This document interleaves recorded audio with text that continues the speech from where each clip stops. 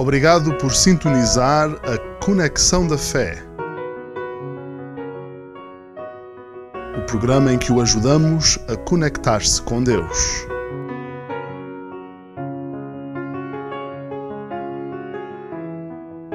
Olá, amigas, olá, amigos.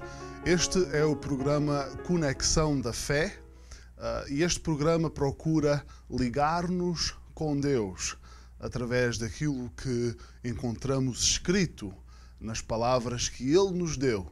E essas palavras estão na Bíblia. E é um prazer estar convosco. E hoje o tema deste programa é um tema muito falado. Provavelmente dos temas favoritos de todo o mundo. Não deve haver muitas outras palavras mais usadas, mais conhecidas, mas também menos claras para alguns. O tema é o amor. A palavra de Deus diz em 1 João capítulo 4, versículo 8, a palavra de Deus diz: aquele que não ama não conhece a Deus, porque Deus é amor. E por isso o tema deste programa é a única forma de conhecer a Deus. A única forma de conhecer a Deus é o amor. Quero ver convosco três coisas sobre este tema. A responsabilidade do amor, o resultado do amor e também o rosto do amor. Em primeiro lugar, a responsabilidade do amor. Aquele que não ama, diz este versículo, aquele que não ama. Com estas simples palavras, Deus parece estar a dizer-nos que Ele espera que amemos. Deus espera que tenhamos e manifestemos amor. Ele diz: aquele que não ama não conhece a Deus. E então, se Deus espera isto de nós, se isto é o que Deus espera, então devemos querer saber porquê e devemos querer saber o que é isto do amor. Amor é uma palavra de ação. Esta palavra amor, no grego, é a palavra agapé, que significa aquele amor que se entrega, aquele amor que faz alguma coisa. O amor, então, é uma palavra de ação. É impossível haver amor sem que esse amor produza resultados, sem que esse amor tenha algum tipo de ação que o acompanhe.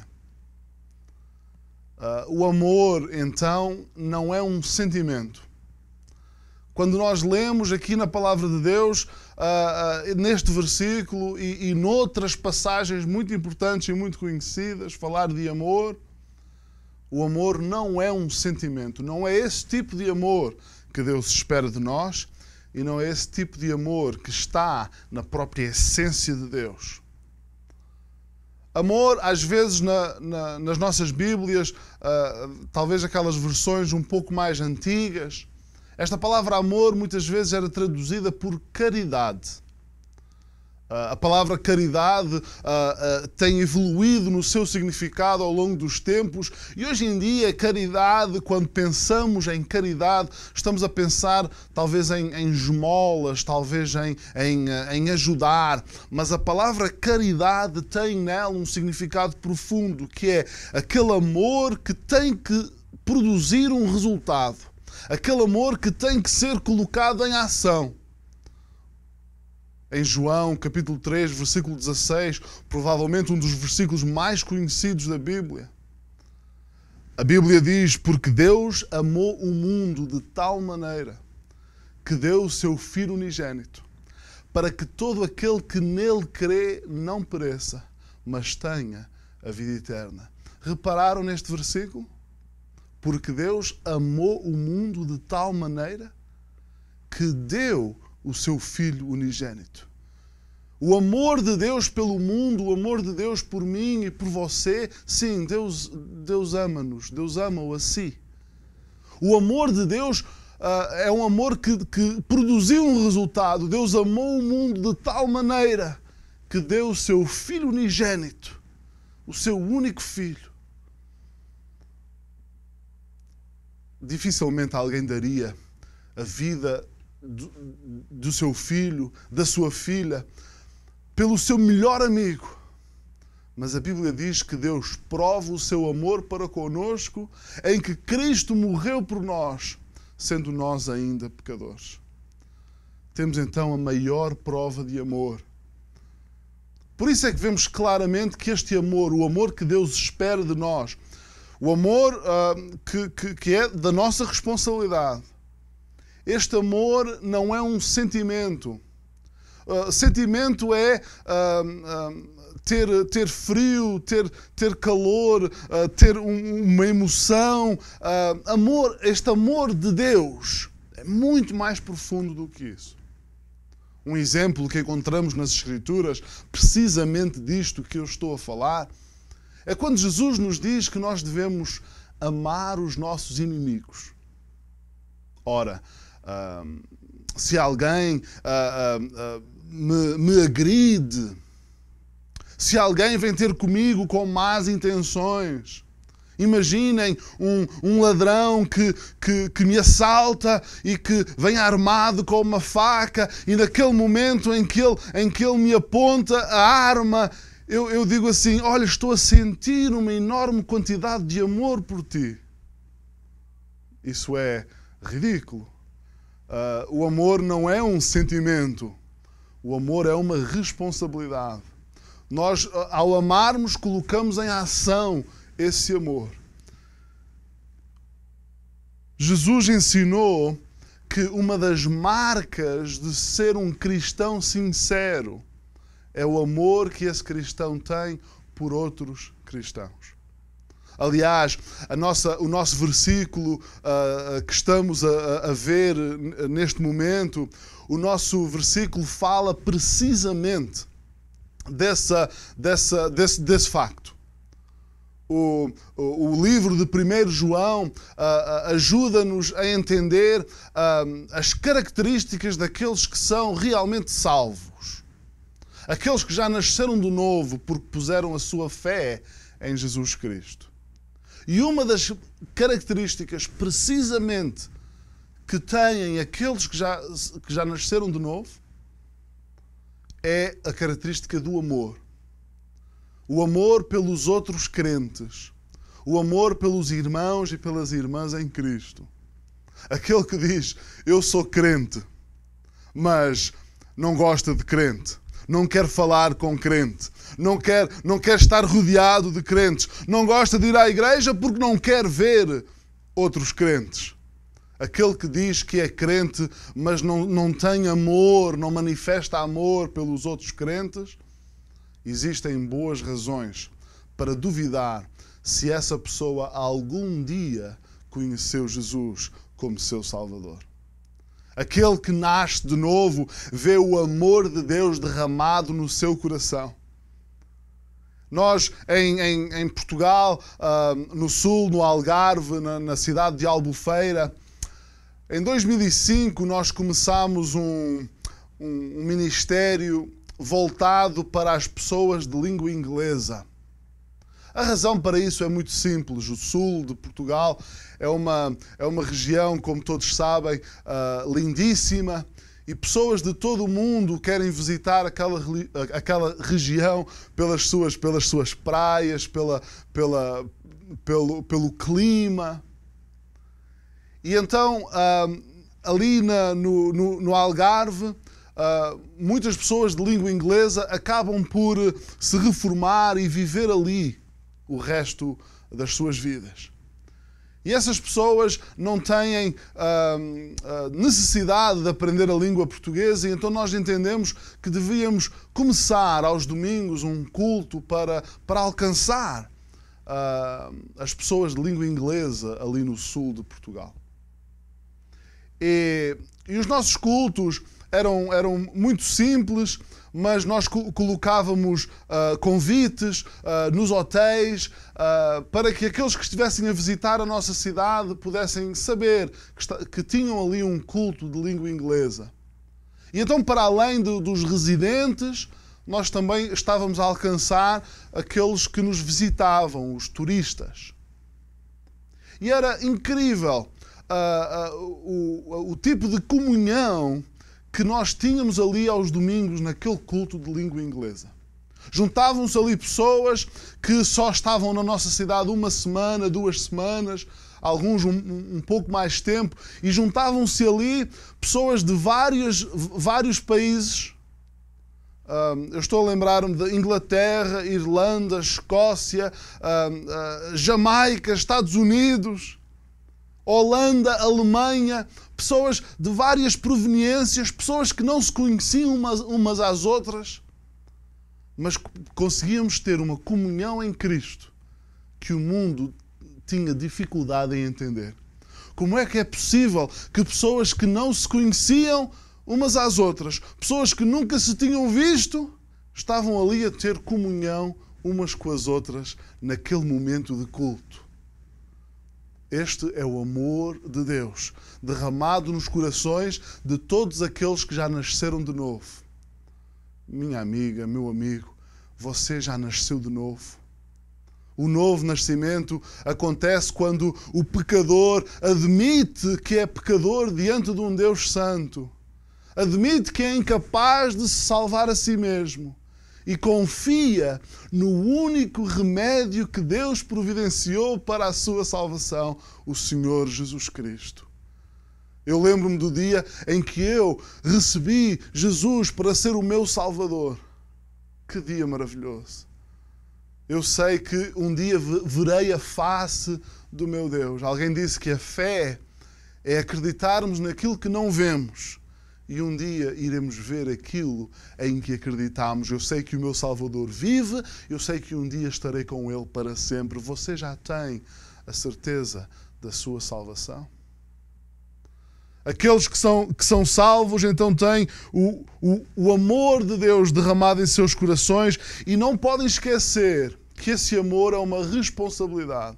Deus espera isto daqueles que são seus.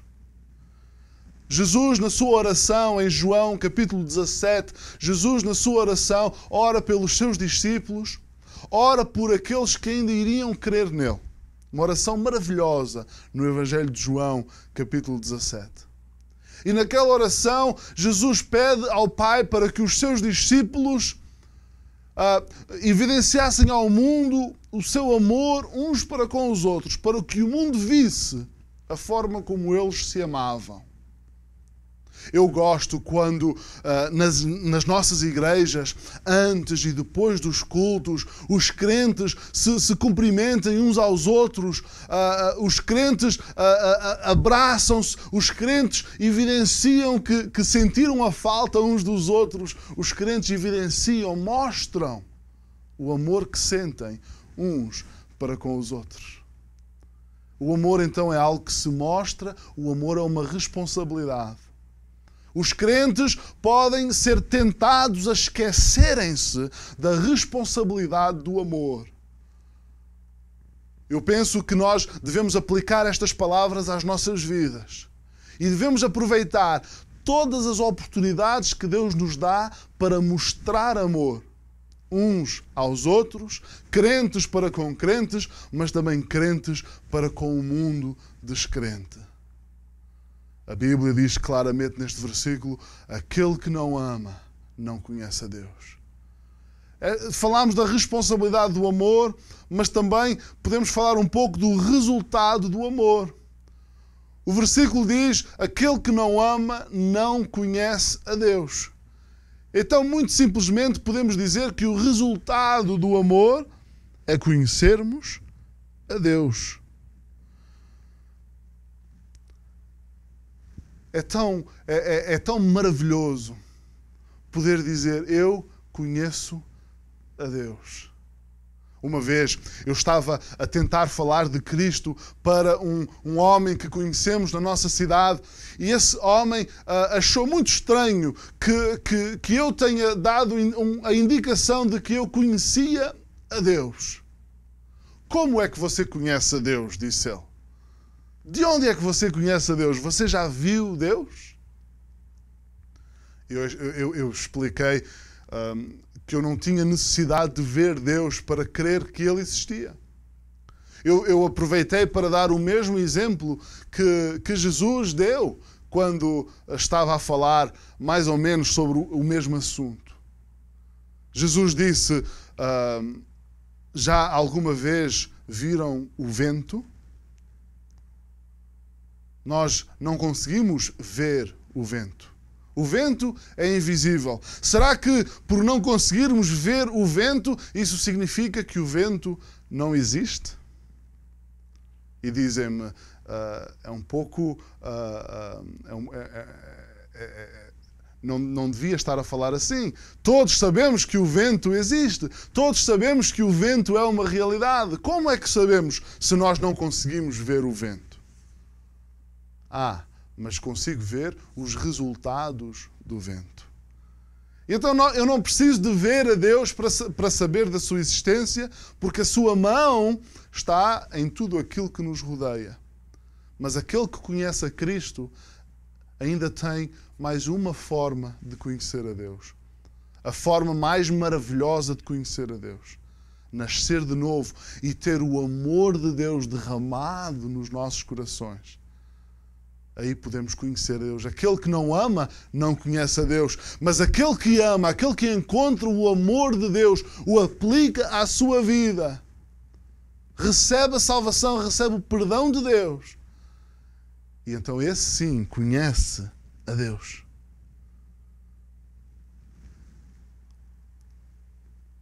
João está aqui a falar...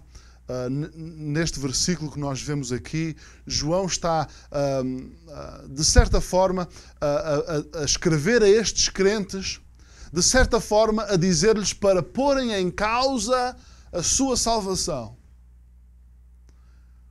Porem em causa a sua salvação. Isso pode parecer estranho, mas estas palavras, João está a escrevê-las para crentes. João está a escrever estas palavras para pessoas, membros de igrejas, pessoas que já diziam que tinham fé no Senhor Jesus Cristo. E ao escrever para os crentes, João diz, olha, aquele que não ama não conhece a Deus. E de certa forma o que ele está a dizer é, tens de ter a certeza, tens que te certificar que tens o amor de Deus. Porque se não tiveres o amor de Deus no teu coração, se não tiveres esta vontade de demonstrar este amor, e esta vontade só Deus pode dar, se não tiveres isto na tua vida, é provável que nunca tenhas conhecido a Cristo. Há pessoas que creem erradamente que uma pessoa, depois de ser salva, depois de nascer de novo, pode perder a sua salvação. Isso não é verdade. Isso é uma falsa doutrina, é um falso evangelho, é um falso Cristo. De facto, quando a pessoa nasce de novo, a Bíblia diz claramente, já não há condenação para aquele que crê. Já passou da morte para a vida. Já foi adotado na família de Deus. É tão maravilhoso saber que a salvação não depende de nós, nem para alcançar, nem para manter. Nós somos guardados pelo poder de Deus. Mas aquele que diz que é salvo, pode usar a palavra de Deus, pode usar passagens como a que estamos a ver hoje. Aquele que é salvo pode usar então estas passagens para se certificar que é salvo. Porque o resultado do amor é a pessoa conhecer a Deus. E então, será que eu conheço a Deus? Será que eu já tenho esse amor derramado na minha vida? Se sim, se eu tenho esse amor derramado na minha vida, então eu digo, glória a Deus, eu sei que Jesus é o meu Salvador, eu já não sou igual. Eu já não sou aquele que era. Eu já não me movo simplesmente pelos meus próprios interesses egoístas. Eu agora coloco a Deus em primeiro lugar e coloco o outro a seguir. Amar a Deus acima de todas as coisas, amar o próximo como a mim mesmo. Isso é resultado daquele que já é salvo, daquele que já recebeu nova vida em Cristo. Em terceiro lugar, queria que nós víssemos então o rosto do amor. Aquele que não ama não conhece a Deus. E depois encontramos estas palavras tão poderosas em que este versículo diz: porque Deus é amor. Aquele que não ama não conhece a Deus, porque Deus é amor. Tudo nesta frase é escrito para ter impacto. Tudo nesta frase é escrito para ser uma declaração poderosa de verdade. Deus é amor. Isto deve ser ensinado em toda a sua força. Não devemos trocar os elementos desta frase. Não é correto dizer o amor é Deus. Mas sim, Deus é amor. O amor é a própria essência de Deus. É muito mais do que um simples atributo. Isto é a definição de Deus. Deus é amor. Aquele que não tem qualquer noção de amor, não tem também conhecimento de Deus. Uma vez os discípulos, um dos discípulos chegou a Jesus e disse: Jesus, nós queremos ver o Pai. Mostra-nos o Pai. E Jesus disse: eu estou há tanto tempo convosco e ainda não me conheceis? Jesus é a perfeita expressão de Deus. Quem vê a Jesus vê ao Pai. Então podemos dizer que Jesus é amor. Tudo em Cristo é amor. Aquele amor verdadeiro. Podemos chamá-lo de amor incondicional. O amor de Cristo por mim e por si não depende daquilo que nós fazemos ou deixamos de fazer. Jesus não nos ama mais ou menos por nós fazermos ou deixarmos de fazer qualquer ato religioso. Nós não passamos a merecer mais o céu por fazermos um determinado conjunto de boas obras. O amor de Deus por nós é incondicional. É o verdadeiro amor. Deus é amor. Este amor deve-se manifestar nas nossas vidas, por exemplo, no relacionamento entre marido e esposa. Este relacionamento é um relacionamento sagrado. O casamento é-nos dado para ser uma imagem do relacionamento entre Jesus e a sua igreja. E então, o relacionamento entre a esposa e o marido deve ser um relacionamento amoroso. Mas não amor como o mundo vê o amor, mas sim este amor divino, este amor incondicional. O marido não deve amar a esposa apenas quando ela corresponde às suas expectativas. A esposa não deve amar o marido apenas enquanto ele desempenha as funções que ela sonhou para ele. O amor de um para com o outro deve ser incondicional. Eu devo ser capaz de dizer à minha esposa: faças o que fizeres, o meu amor por ti será sempre o mesmo. Nós não entendemos o amor de Deus. Não temos, na verdade, capacidade para entender toda a extensão do amor de Deus. Já pensámos um pouco? Será que já parámos para pensar um pouco acerca de quem nós somos? Será que já parámos um pouco para nos compararmos com Deus? Minhas amigas, meus amigos, nós não temos grande valor. A nossa vida é passageira. Hoje estamos aqui, amanhã já não. Nenhum de nós pode garantir com 100% de certeza, nenhum de nós pode garantir que vai estar neste mundo daqui a 24 horas. Que seres frágeis que nós somos, que nem sequer conseguimos garantir 24 horas da nossa própria vida.